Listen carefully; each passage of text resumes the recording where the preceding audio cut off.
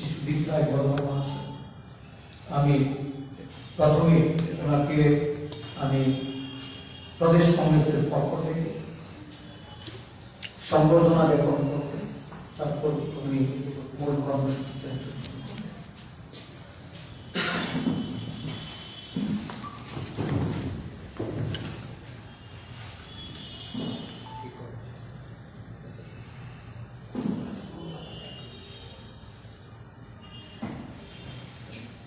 Thank you, sir. Thank you.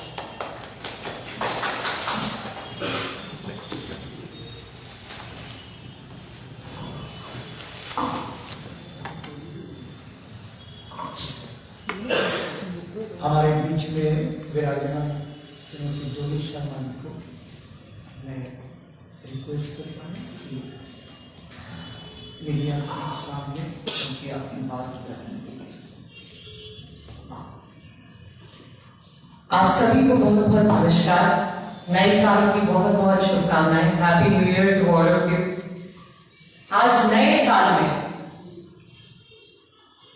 हम आपके बीच हमारे नेता राहुल गांधी जी जो आने वाले 14 जनवरी को भारत जोड़ो न्याय यात्रा शुरू करने वाले हैं। मणिपुर से मुंबई तक न्याय का हक मिलने तक। राहुल गांधी जी ने पहले भी भारत जोड़ो यात्रा कन्याकुमारी से कश्मीर तक कई हजार किलोमीटर पैदल चलकर देश की आम इंसान के, बुजुर्ग के, महिलाओं के, युवाओं के, छोटे और मध्यम बेरोजगारों के, आत्महत्या करते किसानों के दर्द को सुना और उन्होंने समझा। आपने सबने सुना होगा, राहुल गांधी जी ने कहा कि मैंने उस दर्द को समझा जिससे आज जनता बेहाल है, परेशान है। आज बार बार हम हर जगह ये देखते आ रहे हैं कि पिछले 10 साल देश में अन्याय काल रहा है। अन्याय काल, कैसा अन्याय? मैं एक एक करके आपको बताऊंगी क्या क्या अन्याय देश की जनता ने इस 10 साल में सहा है। कौन सी जनता? जिस जनता से कहा था बहुत हुई बेरोजगारी की मार, अब की बार मोदी सरकार। बहुत हुई महंगाई की मार, अब की बार मोदी सरकार। जिससे कहा था बहुत हुआ महिलाओं पर अत्याचार, अब की बार मोदी सरकार। हर तरीके के जुमले छोड़े गए। देश की जनता से कहा गया था 15 लाख आपके खाते में आएंगे। देश की जनता से कहा गया था कि काला धन आएगा और सबके खाते में 15-15 लाख चले जाएंगे। सबसे जनधन खाते खुलवा लिए। सबसे ये कहा गया कि जनधन खाते खोल लो, लेकिन वो खाते खुलने के बाद उनके खातों में जो पैसा था मिनिमम बैलेंस के नाम पर काटने लगे। 15 लाख तो किसी को मिला नहीं। आज लगातार 10 साल से हम देख रहे हैं कि जनता की पीठ पर खंजर, चाकू भोंकने का काम इस भारतीय जनता पार्टी की सरकार ने किया। वो कैसे किया? मैं एक एक पॉइंट आपको बताऊंगी कि इन्होंने 10 वर्षों में जो लोकतंत्र को चोट पहुंचाई है, लगातार चुनी हुई सरकारें गिराकर, जहां इनकी सरकारें नहीं बनी वहां जबरदस्ती इन्होंने विधायकों को खरीद कर, हॉर्स ट्रेडिंग कर होटल में और रिजॉर्ट्स में उनको रखवाकर सरकारें तोड़ी हैं, गिराई हैं और अपनी सरकारें बनाई हैं। मैं आपको बताऊंगी कि देश के युवा ने क्या झेला है पिछले 10 साल में। इन्होंने कहा था युवा बेरोजगार, अब भारत को बेरोजगार बनाओ। कैसे बनाओ? बेरोजगार लोगों की संख्या 3 गुना हो गई है। 1 करोड़ बेरोजगार 2012 से 4 करोड़ 2022 तक हो गए हैं। बेरोजगारी दर 45 वर्षों में हमारे देश में सबसे ज्यादा है। आज अगर देश का युवा तो आप पकौड़े की बात करते हैं। आप अग्निवीर जैसी स्कीम ले आते हैं और जहां हमारे देश का युवा महीनों महीनों सालों सालों की तैयारी करके देश की आर्मी में भर्ती होना चाहता था, उन्हें भी आपने ठेकेदारी सिस्टम पर ला दिया। 4 साल की नौकरी और उसके बाद सिक्योरिटी गार्ड बनाने के लिए आप हमारे युवा को आपने मजबूर किया। आपने बार बार कहा था महंगाई की मार, बहुत हुई महंगाई की मार, अब की बार मोदी सरकार, बहुत हुई महंगाई की मार, अब की बार मोदी सरकार। आप मुझे बताइए, पेट्रोल, डीजल, रसोई गैस, आटा, दाल, चावल, चीनी और रिफाइंड तेल, सरसों का तेल क्या दाम है? दवाइयों का क्या दाम है? पहली बार हमने देखा किसी देश में, पूरे विश्व में किसी देश में बच्चों की कॉपी, पेन, किताबों पर भी जीएसटी लगा, छोटे बच्चों के दूध पर जीएसटी लगा, दही पर जीएसटी लगा।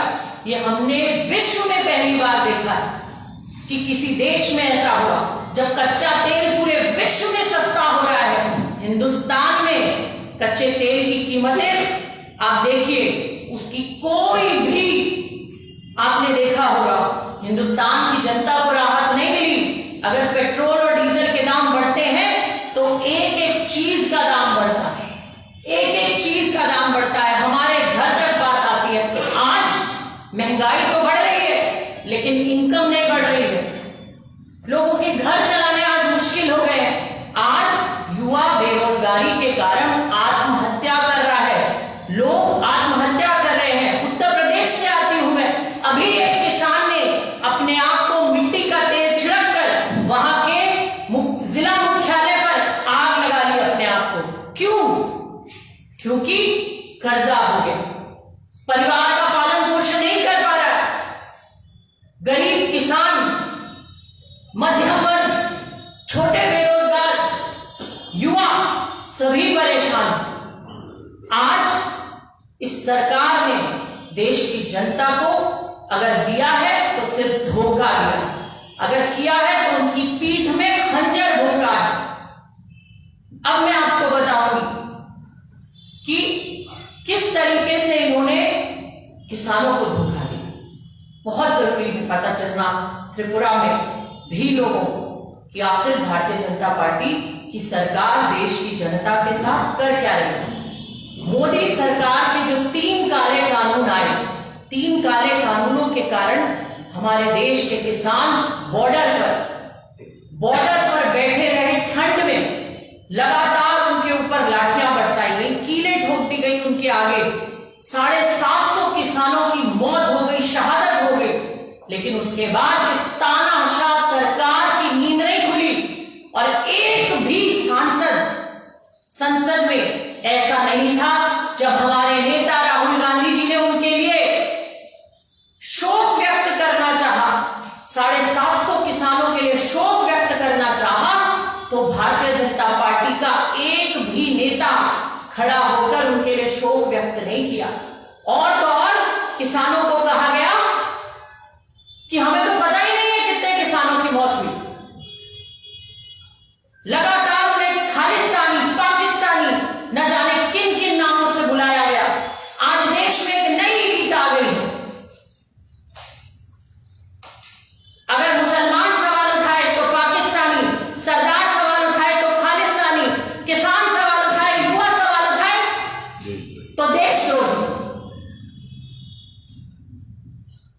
आज अगर महिलाओं के साथ अत्याचार की मैं बात करूं तो किस तरीके से भारतीय जनता पार्टी में लगातार महिलाओं के साथ अत्याचार हो रहा है, वो भी किसी से छुपा नहीं, उसकी भी डिटेल्स मैं आपको बताऊंगी। मैं किसानों का आपको बताना चाहूंगी कि भारत में हर घंटे कम से कम एक किसान आत्महत्या से मरता है हिंदुस्तान में।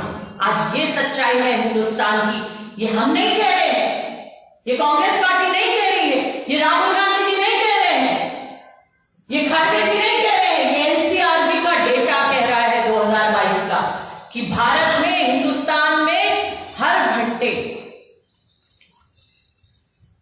एक किसान आत्महत्या करता है। देखिए आज किसानों का क्या हाल है। इसी तरह कमजोर वर्ग,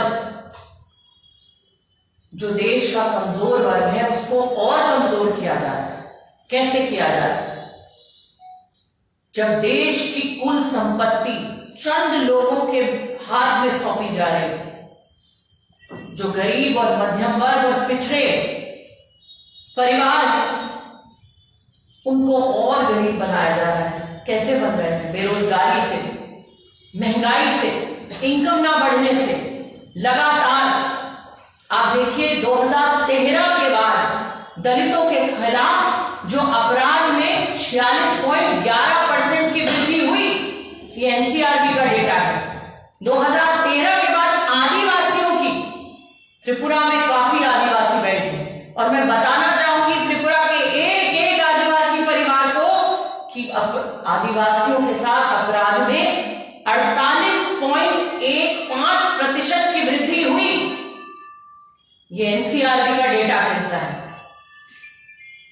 और मैं यहां पर पूछना चाहूंगी, हमारे नेता हर बार कहते हैं जाति जनगणना कराइए, जिसकी जनसंख्या उतनी उसकी भागीदारी। आखिर इस सरकार को ये करने में दिक्कत क्या है, परेशानी क्या है? ये नहीं कराएंगे क्योंकि ये देश की धन संपत्ति अपने कुछ चंद उद्योगपति दोस्तों को देना चाहते हैं। देश की जनता के हाथ में ये कटोरा देना चाहते हैं ताकि गरीब और गरीब हो और इनके पीछे गरीब भागता रहे। इनके हिंदू मुस्लिम जात धर्म के झांसों में आए और इनके पीछे भागता रहे। ये कहते थे आत्मनिर्भर भारत। ये 5 किलो गेहूं और चावल बांटकर आत्मनिर्भर बनाना चाहते हैं। ये कौन सा आत्मनिर्भर भारत है जहां देश की जनता को आप 5 किलो चीनी, 5 किलो चावल, आटा देकर आत्मनिर्भर बनाना चाहते हैं? आप युवा को रोजगार क्यों नहीं देना चाहते? आप युवा को शिक्षा क्यों नहीं देना चाहते? क्योंकि आप लगातार अपने उद्योगपति दोस्तों को मजबूत करना चाहते हैं। देश की जनता, देश के युवा, देश के किसान, देश की महिलाएं और देश के बच्चों को मजबूत नहीं करना चाहते। आपकी मंशा में खोट है, ये सब समझ रहे हैं। अब मैं महिलाओं पर आपसे कहा था विस्तृत आपको जानकारी दूंगी। इन्होंने कहा था बेटी बचाओ बेटी पढ़ाओ, लेकिन जो देश की स्थिति है वो बेटी बचाओ नहीं, बलात्कारी बचाओ भारतीय जनता पार्टी ने की है। वो कैसे की है मैं आपको बताना चाहूंगा। गुजरात की बिल्किस बानो के अपराधियों को भारतीय जनता पार्टी ने अपने मंचों पर हाथ पहनाकर बिठाया और सुसज्जित किया। बृजभूषण शरण सिंह, हमारे देश की महिला पहलवान, पदक लाने वाली वो बेटियां जिन्होंने देश का विश्व में नाम किया, विश्व पटल में नाम किया, तमके लेकर आई। और जब तमके लेकर आई तो प्रधानमंत्री जी ने कहा कि हमारे देश की बेटियां, विनेश तुम तो मेरी बेटी हो। जब वही विनेश, वही साक्षी दिल्ली में सड़कों पर घसीटी गई तो मैं पूछना चाहती हूं त्रिपुरा की इस मीडिया के माध्यम से कि तब कहां थे प्रधानमंत्री? तब कहां थी भारतीय जनता पार्टी के वो नेता जो एक हथनी के मरने पर तो रोती है, संसद में चीखती है, लेकिन देश की बेटियों के साथ जब अत्याचार और बलात्कार होता है तो दूर दूर तक देखने नहीं मिलती। स्मृति ईरानी अपनी बेटी के बार की बात आती है तो बोलती है, लेकिन देश की बेटियों की जब बात आती है तो नहीं बोलती। वाराणसी में भारतीय जनता पार्टी के 3 आईटी सेल के, 3 भारतीय जनता पार्टी के आईटी सेल के पदाधिकारी, मैं वाराणसी का क्यों संज्ञान लाई? क्योंकि वाराणसी बनारस से हमारे देश के प्रधानमंत्री जनप्रतिनिधि है, और जब जनप्रतिनिधि प्रधानमंत्री जी हर किसी की जवाबदेही तय करते हैं तो मैं पूछना चाहती हूं प्रधानमंत्री जी की जवाबदेही कौन तय करेगा? प्रधानमंत्री जी के संसदीय क्षेत्र के 3 पदाधिकारी जिन्होंने बेटी के साथ बीएचयू आईटी की छात्रा के साथ बलात्कार किया, उसके एफआईआर होने के बाद भी 60 दिन तक भारतीय जनता पार्टी ने संरक्षण दिया, बचाया और उन्हें मध्य प्रदेश चुनाव में बेटी बचाओ है या बलात्कारी बचाओ है? आप मुझे बताइए। बृजभूषण शरण सिंह को बचाना बेटी बचाओ है या बलात्कारी बचाओ है? मुझे बताइए। कुलदीप सिंह सेंगर को बचाना बेटी बचाओ है या बलात्कारी बचाओ है? बताना, आप मुझे बताइए। उत्तराखंड की अंकिता भंडारी भारतीय जनता पार्टी के नेता पुत्र के द्वारा प्रताड़ित की गई, बलात्कार कर दिया गया, हत्या कर दी गई। ये बेटी बचाओ है या बलात्कारी बचाओ है? आप मुझे बताइए। कथनी और करनी के फर्क सामने पता चलते हैं। आज एनसीआरबी से पता चलता है कि महिलाओं के अपराध में सबसे अधिक 2022 में हर घंटे 51 एफआईआर दर्ज होते हैं, हर घंटे। उत्तर प्रदेश से आती हूं। आज उत्तर प्रदेश भारतीय जनता पार्टी का शासित राज्य है। आज अपराध में नंबर 1 पर है। NCW national commission of women का ऑनलाइन डेटा है। 26,000 के करीब केसेस में से आधे से ज्यादा केस 16,168 केस मात्र उत्तर प्रदेश में। आपके बगल में मणिपुर है। मणिपुर में किस तरीके से बेटियों को नंगा करके घुमाया गया सड़कों पर? आप मुझे बताइए, ये बेटी बचाओ था या बलात्कारी बचाओ था? कहां गई थी भारतीय जनता पार्टी मणिपुर में जब उस बेटी के साथ इतना बड़ा जघन्य अपराध हुआ, सड़कों पर घुमाया गया? और सिर्फ वो एक बेटी नहीं थी मणिपुर की, यहां नॉर्थ ईस्ट में बैठी वो एक बेटी नहीं थी। भारतीय जनता पार्टी के मुख्यमंत्री ने कहा कि ये तो मात्र एक केस है, ऐसे सैकड़ों केस मणिपुर में हुए। सोचिए उन सैकड़ों बेटियों की व्यथा। वहीं पर जहां उस बेटी को इस तरीके से घुमाया गया, उससे कुछ ही दूरी पर एक बेटी को और जलाया गया। वहीं उसके घर में ले जाकर, कार वॉश में काम करती थी वो लड़कियां, उन्हें वहां से उठाया गया, उन्हें जलाया गया। बताइए कितनी एफआईआर? वहां भी किसी ने कोई अरेस्टिंग को, जब तक वीडियो वायरल नहीं हुआ, कुछ नहीं किया। क्या ये देश की जनता के साथ अन्याय नहीं है? क्या ये हिंदुस्तान की बेटियों के साथ अन्याय नहीं है? आप मुझे बताइए। ये बेटी बचाओ नहीं, बलात्कारी बचाओ पार्टी बन चुकी है भारतीय जनता पार्टी। आज भारतीय जनता पार्टी में बलात्कारी संस्कारी हो गए। लगातार भारतीय जनता पार्टी बलात्कारियों को संरक्षण देती है। किसानों के हत्यारे सिर्फ बेटी के बलात्कार करने वालों को नहीं, उत्तर प्रदेश के सांसद, उत्तर प्रदेश के सांसद, देश के गृह राज्य मंत्री अजय मिश्रा टैनी के बेटे मोनू मिश्रा ने देश के किसानों को जब कुचला रौंदा जीप से, पूरे देश ने वो वीडियो खुले तौर पर देखी। आप मुझे बताइए, भारतीय जनता पार्टी ने किसानों को बचाया या उस हत्यारों को बचाया? भारतीय जनता पार्टी की पुलिस उस हत्यारे को चाय पिला रही थी। ये किसान बचाओ था या हत्यारा बचाओ था? ये सत्य है, ये सच है जो मैं आपके बीच में रख रही हूं। इसलिए आज भारत जोड़ो न्याय यात्रा की जरूरत है। इसलिए आज हमारे नेता राहुल गांधी जी ने तय किया कि आज भारतीय जनता पार्टी के खिलाफ देश की जनता को उठ खड़ा होना पड़ेगा, क्योंकि ये मुद्दे सिर्फ राहुल गांधी जी के नहीं है, ये मुद्दे सिर्फ कांग्रेस पार्टी के नहीं है, ये मुद्दे देश की जनता के हैं और हर घर के हैं। हर किसी के घर में बेटियां हैं, हर किसी के घर में बहनें हैं, हर किसी का घर किसान से हम सब अनाज, हम रोटी तब खा पाते हैं जब हमारे देश का किसान दिन रात गर्मी सर्दी ना देखते हुए दिन रात हमारे लिए अपने खेतों में मेहनत करता है। ये रोटी, ये निवाला हमारे मुंह में तब जाता है। तो सिर्फ किसान का जीवन नहीं जुड़ा हुआ है खेती से, किसानी से। हर किसी का जीवन, आपका, हमारा, हर एक घर का जीवन किसानों से जुड़ा है। हर किसी के घर में आज बेरोजगार युवा जरूर देखने को मिलता होगा।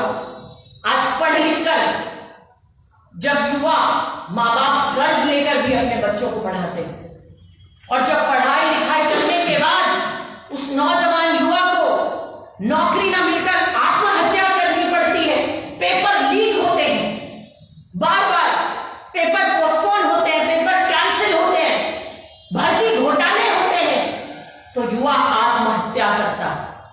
और ऐसा युवा सिर्फ कांग्रेस पार्टी से जुड़ा नहीं है, हर घर में आज ऐसा युवा बेरोजगार आप पाओगे। ये भारत जोड़ो न्याय यात्रा हर उस बेरोजगार युवा को न्याय दिलाने की लड़ाई है जो हमारे नेता राहुल गांधी ने कहा।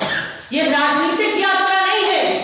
कांग्रेस पार्टी एक आंदोलन से निकली हुई पार्टी है। जिस समय देश की आजादी का आंदोलन चल रहा था तो किसी उस शहीद देश के लिए स्वतंत्रता में अपनी आहुति देने वाले स्वतंत्रता सेनानी ने नहीं सोचा था कि हमें आज आजादी मिलेगी। लगातार उन्होंने अपनी लड़ाई लड़ी और लगातार लड़ाई लड़ते लड़ते न जाने कितने हमारे ऐसे वीर सपूतों की बलिदानी हुई, तब जाकर ये आजादी मिली। भारतीय जनता पार्टी और आरएसएस, इनका कोई रोल नहीं था इस आजादी की लड़ाई में। तो ये भारत जोड़ो न्याय यात्रा इसीलिए हमारे नेता राहुल गांधी जी ने कहा कि राजनीतिक नहीं है, ये देश के लोकतंत्र को बचाने की लड़ाई है, ये देश के युवा की लड़ाई है, ये देश की महिलाओं की लड़ाई है, ये देश के किसानों की लड़ाई है, ये देश के हर छोटे और मध्यम व्यापारी की लड़ाई है। आज जिनके व्यापार ठप हो गए। मैं आपका ध्यान सार्वजनिक स्वास्थ्य और कोविड-19 में जो कुप्रबंधन किया गया अब उस पर ले जाना चाहिए। मुझे बताइए, जब कोविड काल आया हमारे देश में, क्या आपने नहीं देखा ऑक्सीजन की कमी से मरते हुए लोग? क्या आपने नहीं देखा बेड की कमी से मरते हुए लोग? क्या आपने नहीं देखी देश में गंगा में बहती लाशें? क्या आपने नहीं देखी शमशान घाटों पर लगी लाइनें? टोकन बट रहे थे शमशान घाट पर, कुत्ते लाशें खा रहे थे शमशान घाटों पर। यह पहली बार देश के इतिहास में देखा गया। और अगर मैं पूरे विश्व की बात करूं तो अनयोजित अनप्लान्ड लॉकडाउन लगाने के कारण 4 करोड़ गरीब प्रवासियों को पैदल चलना पड़ा। सड़कों पर आपने देखा हजारों किलोमीटर मजदूर केरल से असम पहुंच रहे थे। मेरे पास खुद फोन आए कि हम केरल से असम जाना चाहते हैं, हमारी मदद कीजिए। क्योंकि हमारे देश के प्रधानमंत्री, प्रधान सेवक, चौकीदार अपने महल में बैठे थे, लेकिन देश की जनता सड़कों पर पैदल तड़प रही थी, भटक रही थी, आत्महत्या कर रही थी और मर रही थी चलते चलते। खाना ना मिलने से, दवाइयां ना मिलने से, इंजेक्शन ना मिलने से, घर तक सही सलामत ना पहुंचने से। विनाशकारी डेल्टा लहर ने परिवारों को तोड़ दिया। मैंने आपसे कहा गंगा में शव तैरे। WHO का अनुमान है कि 47 लाख लोग मारे गए, जो सरकारी आंकड़ों से 10 गुना अधिक थे। विश्व में, मैंने कहा विश्व की बात मैं करूंगी, पूरे विश्व में 3 में से 1 व्यक्ति भारत में मारा गया। अगर पूरे विश्व में 3 व्यक्ति मरे तो उनमें से 1 व्यक्ति भारत का था। ये दिया इन्होंने भारत को कोरोना काल में, कोविड काल में। अब मैं आपसे बात करूंगी MSME और GST, make in India. Make in India का बब्बर शेर आपने सबने देखा हो। अब कहां है वो मेक इन इंडिया का बब्बर शेर? कहां गायब हो गया? शेर कौन से गुफा में दुबक गया? कौन सी गुफा में अब शेर चला गया? मैं पूछना चाहती हूं। हमें अब मेक इन इंडिया का वो बब्बर शेर कहीं दिखाई नहीं देता। आज तो इंडिया के नाम से नफरत हो गई है इन लोगों को, भारतीय जनता पार्टी को। ये अपने मुंह से इंडिया नहीं कहना चाहते आज, और तब कहते थे make in India, stand up India, startup India. अब अर्थव्यवस्था में मैन्युफैक्चरिंग की अगर मैं बात करती हूं, मैन्युफैक्चरिंग की हिस्सेदारी 2014 से गिरकर 2022 में 13% के सार्वकालिक निचले स्तर पर पहुंच गई। 13% तक मैन्युफैक्चरिंग गिरी है 2014 के मुकाबले अब 2022 में। उद्योग बंद हो रहे हैं। छोटे और मध्यम व्यापारी आज परेशान हैं, उन्हें अपनी छोटे व्यापार उद्योग बंद करने पड़ रहे हैं, क्योंकि सब कुछ तो मोदी जी के दोस्त बनाएंगे। पेट्रोल मोदी जी के दोस्त बेचेंगे, जूता मोदी जी के दोस्त बेचेंगे, चावल मोदी जी के दोस्त बेचेंगे, तेल मोदी जी के दोस्त बेचेंगे, सब्जी फल मोदी जी के दोस्त बेचेंगे।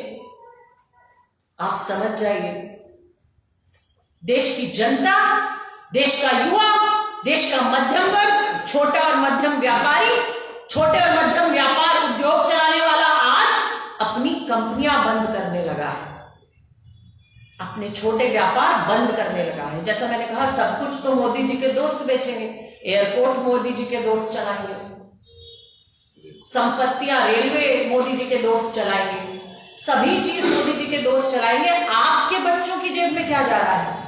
आपके बच्चों का क्या भविष्य है? मैं त्रिपुरा की जनता से पूछना चाहती हूं, जरा गौर से सोचिएगा, आपके बच्चों का भविष्य क्या है? आपके आने वाली नस्लें क्या करेंगी? हम चीन से आयात किए गए भागों का उपयोग करके मोबाइल फोन असेंबल कर रहे हैं, और हमारे देश में दावा किया जा रहा है make in India, make in India. फिर देश की जनता की पीठ में खंजर होगा। बताइए, क्या ये मेक इन इंडिया है? ये मेक इन इंडिया है या चीन को मजबूत करना है? आप मुझे बताइए।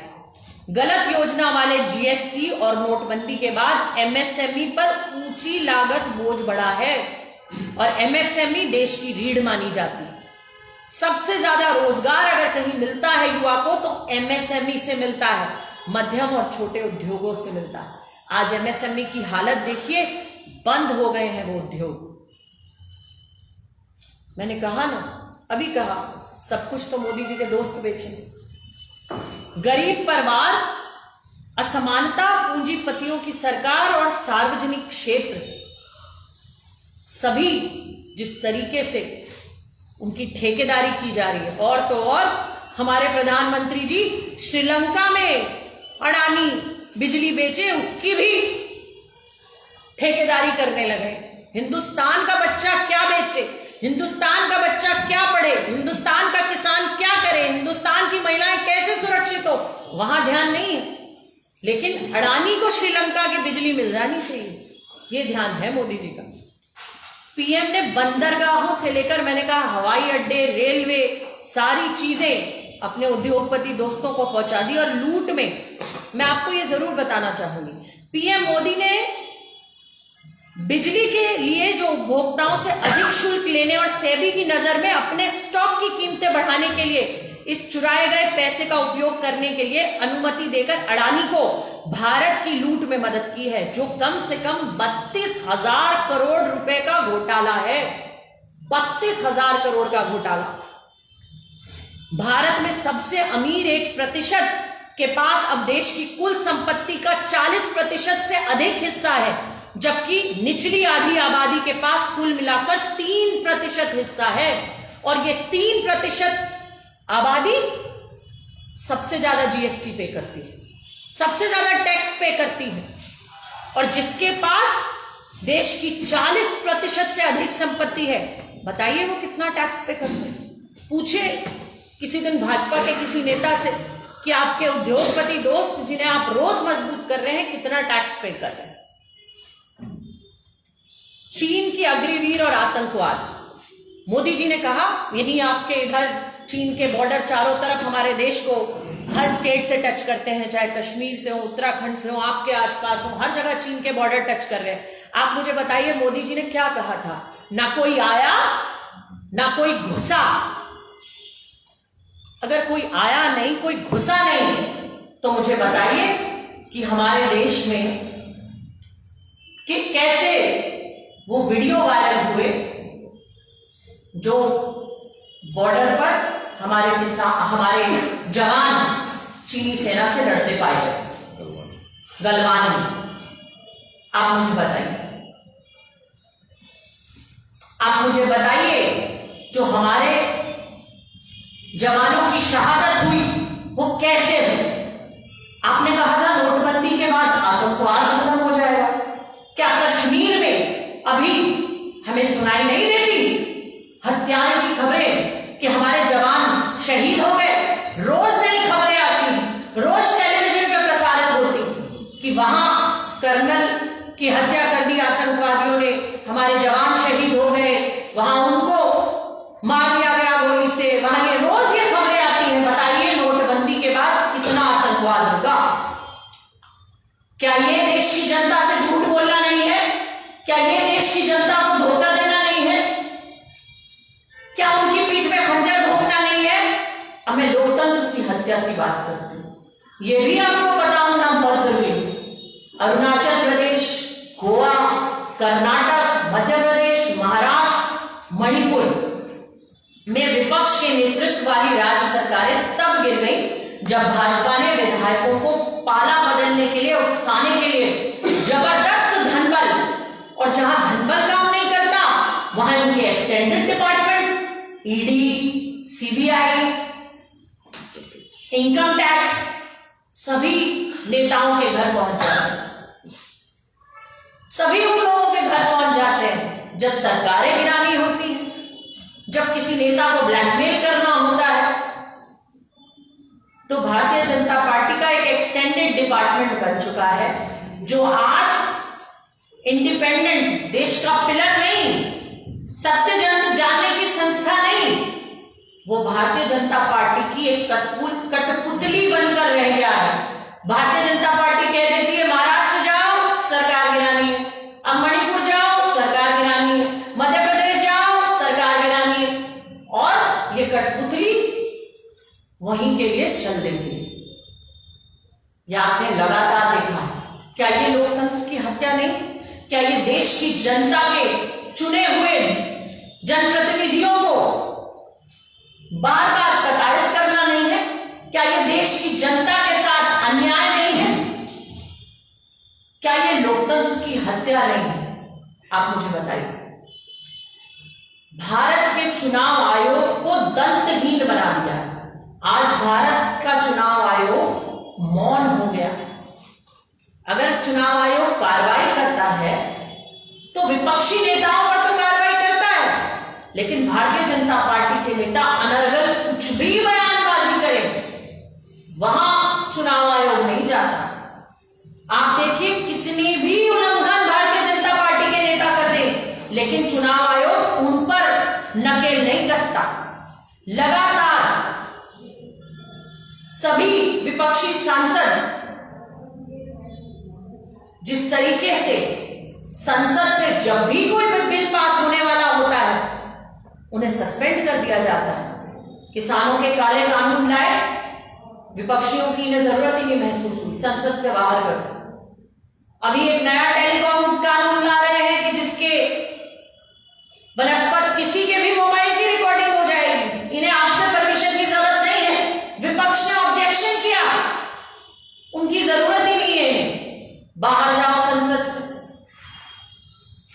देश में कोरोना काल में भी दिन रात हमारे घर तक दवाई, अनाज, रोटी, दूध, दही, सारी खाद्य सामग्री पहुंचाने वाले वो ट्रक ड्राइवर जो जम्मू कश्मीर से कन्याकुमारी तक लगातार अपने परिवार को कोरोना काल में अपनी जान की बाजी लगाकर हम लोगों की जान बचाने के लिए चीजों की दिन रात सप्लाई करके ट्रक चला चला के देश के हर कोने कोने पहुंचा रहे थे, उनके लिए भी काला कानून लाए। वो गरीब ड्राइवर जो 10 से 12 हजार की सैलरी कमाता है, उस पर 10 लाख का बोझ, 7 लाख का बोझ, 10 साल की सजा। ये कहां का लोकतंत्र है भैया? ये कौन सा लोकतंत्र है? ये ड्राइवर अगर एक दिन गाड़ी ना पहुंचाए तो देश के किसी कोने में खाद्य सामग्रियां नहीं पहुंचेगी, हम रोटी नहीं खा पाएंगे। एक एक चीज में जिस तरीके से भारतीय जनता पार्टी ये काले कानून लाने का काम कर रही है और सीधा का सीधा विपक्षी नेताओं को संसद से बाहर 150 से ज्यादा, आप देखिए सांसद सस्पेंड कर दिए गए। कहा गया कि जाइए आप बाहर, आपकी जरूरत नहीं। देश की सबसे ऊंची गद्दी पर बैठा हुआ व्यक्ति आज लोकतंत्र नहीं फरमान सुनाता है। लोकतंत्र नहीं चलाता, फरमान सुनाता है। वो फरमान कभी देश के किसानों के लिए आ जाता है, कभी देश की जनता के लिए आ जाता है। नोटबंदी कर रहे हैं हम, वो फरमान रात को 12 बजे उस तानाशाह ने सबसे ऊंची गद्दी से सुना दिया और लगा दिया देश के गरीब और मध्यम वर्ग को लाइनों में। लाइनों में मरा कौन? आम जनता। आप और हमारे परिवार। डंडे किसने खाए उन लाइनों में लगे हुए? क्या भारतीय जनता पार्टी के नेताओं ने खाए? किसने खाए? वो बैंक में काम करने वाले कर्मचारी हार्ट अटैक से मर गए दिन रात। लाइनों में लगे गरीब मजदूर, छोटे मध्यम परिवार, उनके लोग मर गए। लेकिन तानाशाह न किसानों के लिए जागा, न युवाओं के लिए जागा, न महिलाओं के लिए जागा, न छोटे और मध्यम व्यापारी के लिए जागा। तानाशाह अपनी सबसे ऊंची गद्दी पर बैठकर बस फरमान पर फरमान सुनाता है। इसीलिए आने वाली 14 तारीख से मैंने कहा ना आपको कि ये भारत जोड़ो न्याय यात्रा कब तक, न्याय का हक मिलने तक। इन्हीं सब चीजों को देखते हुए हमारे नेता राहुल गांधी 14 जनवरी से मणिपुर से 66 दिन 6713 किलोमीटर, 20 मार्च तक मुंबई में 110 जिले और 15 राज्य कवर करते हुए यात्रा करेंगे। लगातार जैसे पहले भारत जोड़ो यात्रा में किया, देश के गरीब किसान से, मजदूर से, महिलाओं से, मध्यम वर्ग से, युवाओं से, हर उस वर्ग से मिलेंगे आज जो प्रताड़ित हैं। भारत जोड़ो यात्रा का रूट मणिपुर 107 किलोमीटर, एक दिन 4 जिला, नागालैंड 257 किलोमीटर, 2 दिन 5 जिला, असम 833 किलोमीटर, 8 दिन 17 जिला, अरुणाचल प्रदेश 55 किलोमीटर, 1 दिन 1 जिला, मेघालय 5 किलोमीटर, 1 दिन 1 जिला, पश्चिम बंगाल 523 किलोमीटर, 5 दिन 7 जिला, बिहार 425 किलोमीटर, 4 दिन 7 जिला, झारखंड 804, 8 दिन 13 जिला, उड़ीसा 341, 4 दिन 4 जिला, छत्तीसगढ़ 536 किलोमीटर, 5 दिन 7 जिला, उत्तर प्रदेश 1074 किलोमीटर, 11 दिन 20 जिला, मध्य प्रदेश 698 किलोमीटर, 7 दिन 9 जिले, राजस्थान 128 किलोमीटर, 1 दिन 2 जिले, गुजरात 445 किलोमीटर, 5 दिन 7 जिले, महाराष्ट्र 489 किलोमीटर, 5 दिन 6 जिले। ये यात्रा कवर करने जा रही है। जहां जिस तरीके से पहले भारत जोड़ो यात्रा में राहुल गांधी जी ने किया, इस बार भी हमारे देश के प्रधानमंत्री तो देश के गरीब किसान से नहीं मिलते, युवा से नहीं मिलते, महिलाओं से नहीं मिलते, लेकिन हमारे नेता राहुल गांधी जैसे सबसे पहले मणिपुर पहुंचे जब मणिपुर की बेटियों के साथ अत्याचार हो, इसी तरह सत्ता हो या ना हो, उन्होंने कहा है ये देश मेरा है और इस देश को न्याय दिलाने की लड़ाई मैं लगातार लड़ता रहूंगा। और मैं आपके माध्यम से बताना चाहती हूं कि यात्रा का हिस्सा कोई भी बन सकता है, और यात्रा का हिस्सा बनाने के लिए हमारे भारत जोड़ो न्याय यात्रा के काफिले के साथ चलने के लिए एक वेबसाइट जारी की है, bharatjodoNyayatra.com।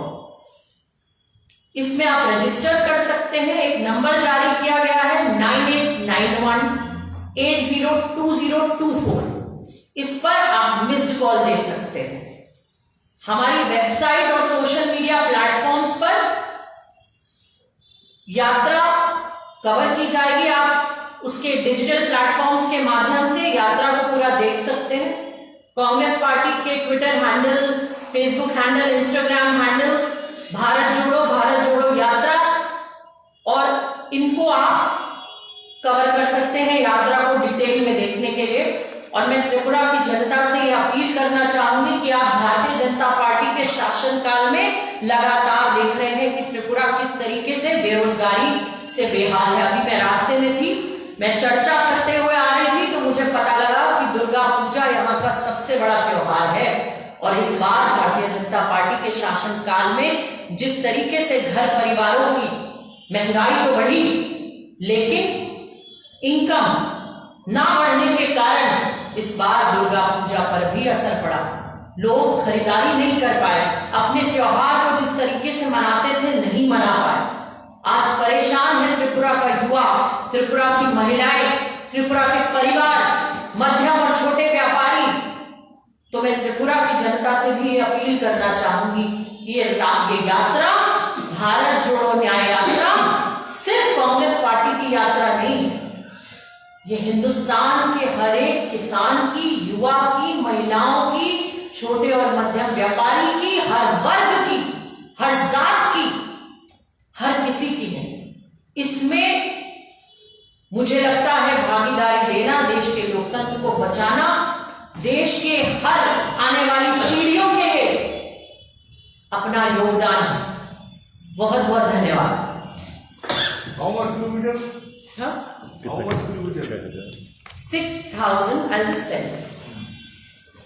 It is 6,713 kilometers. 6713. 6713. 66 days. Okay. From 14th January. From 14th January from Manipur to 20th March Mumbai tak, Okay. which will cover 110 districts, 15 states. और कोई सवाल? मैडम, आपने बोला था विश्व के बारे में, विश्व के बारे में बोला था। मैं बोल रहा हूँ किसी भी प्रोग्राम में बीजेपी के जो लीडर्स है, जो एमएलए है, जो विधायक है, सब मंत्रीगण है, वो लोग एक बात ही बोलते हैं कि मोदी जी को विश्व के स्थान में बिठाया जाएगा।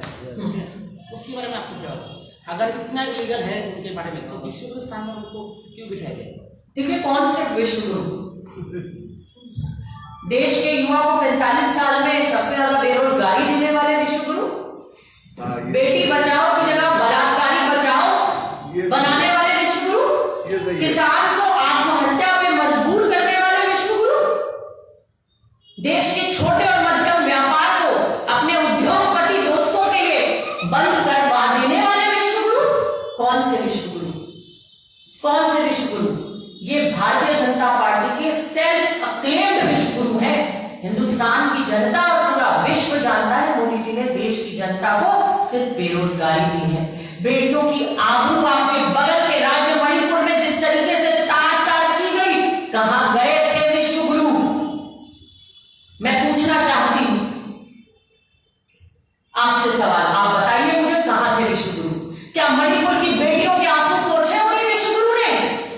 क्या एक मां जिसका बेटा बगल में, छोटा सा बेटा बगल में एक लाश के रूप में पड़ा था और मां रोती रही कि मेरे पास सिर्फ मेरा बेटा था, उस मां से उसका बच्चा छीनने वाले विश्व गुरु? क्या 80-84 दिन बाद इतनी सारी लाशें मणिपुर में जलवा देने वाले विश्व गुरु? ये विश्व गुरु है? हिंदुस्तान के इतिहास में कभी ऐसा प्रधानमंत्री नहीं देखा गया जिसने हमारे देश के हर वर्ग को प्रताड़ित करने के अलावा कुछ नहीं किया। और कोई सवाल? Thank you, madam. Thank you.